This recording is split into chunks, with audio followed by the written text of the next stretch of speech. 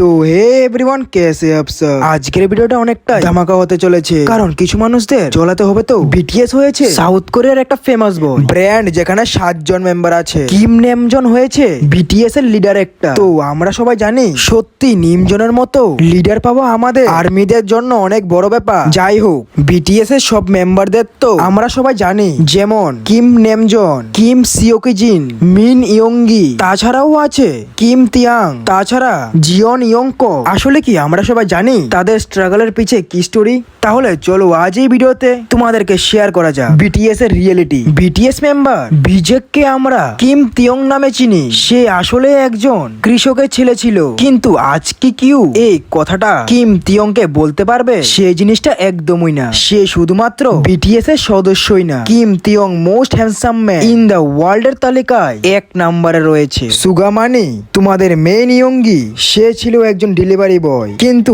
আজকে ওয়ার্ল্ড এর সেরা র্যাপারের তালিকায় রয়েছে, যার র্যাপিং স্কিলের দ্বারা ওয়ার্ল্ড কাঁপিয়েছে।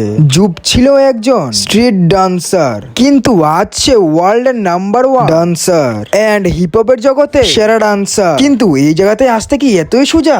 কিছু কিছু হেটার্সরা এটা না জেনে বিটিএস কে নিয়ে অনেক খারাপ মন্তব্য করে, কিন্তু অনেক রোস্ট করে। কিন্তু ওরা কি জানে ওদের জীবন সম্পর্কে? ওয়েট, এটা তো জাস্ট শুরু, এখনো তো কিছু বাকি আছে তোদের পথ লাল করার জন্য। হঠাৎ করে কিন্তু ওরা এমনিতেই ফেমাস হয়ে যায়। তাদের ডেবিউটের পর বিটিএস এর অনেক কষ্ট করে তাদের একটা মিউজিকের শুট করেছিল, আর সে মিউজিক ভিডিওগুলো মানুষের কাছে পৌঁছে দেওয়ার জন্য রাস্তা রাস্তায় সেই মিউজিকের অ্যালবামগুলি বিক্রি করতো। সারাদিন রাস্তায় ঘুরে বেড়াতো, তাদের খাবার খেতেও অনেক প্রবলেম হতো। বিটিএস মেম্বার জাংকক ছিল সব থেকে ছোট সদস্য। সে একদিন বায়না করে বলল কিছু ভালো খাবার জন্য, কিন্তু তাদের কাছে এত টাকা ছিল না যে কোনো রেস্টুরেন্টে গিয়ে ভালো খাবার খেতে পারতো। তারপর সুগা একটা দোকানে কাজ করে কিছু টাকা উপার্জন করে নিয়ে আসা, শুধুমাত্র জ্যাংকক যাতে ভালো খাবার একটু খেতে পারে। কেমন দিলাম গুরু, আরো তো সবটা বাকি আছে।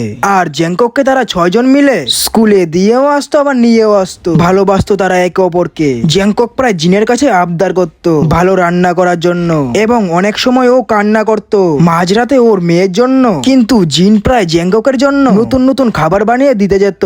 জ্যাংকক ওর মায়ের কমিটা বুঝতে না পারে, আর এইভাবে তারা মিউজিকের জার্নি শুরু করে। 2015-তে বিটিএস তাদের ফার্স্ট ওয়ার্ড পায়। তারপর তারা এক এক করে ওয়ার্ড পেতে থাকে সং এর জন্য, যেমন dynamite, film out, mic drop, idol, save me, আরো অনেক গান। আজ তাদের স্ট্রাগলের ব্যাপারে যারা জানে না, শুধু তারাই ওদের বদনাম করে। কিন্তু আজকে তো তোদের পথ লাল করে দিলাম। যে হেটার্স গুলি ওদেরকে নিয়ে রোস্ট করে, তোদের দ্বারা তো আর কিছু হবে না ভাই, তোদের দ্বারা তো কিছু হবে না। তারা তাদের হার্ড ওয়ার্কিং দিয়ে নিজের কান্ট্রিকে উঠিয়েছে, আর শো তোদের 6টা থেকে ঘুম থেকে উঠা জেনে এসেছিস আবার বিটিএস এর পিছনে লাগার জন্য।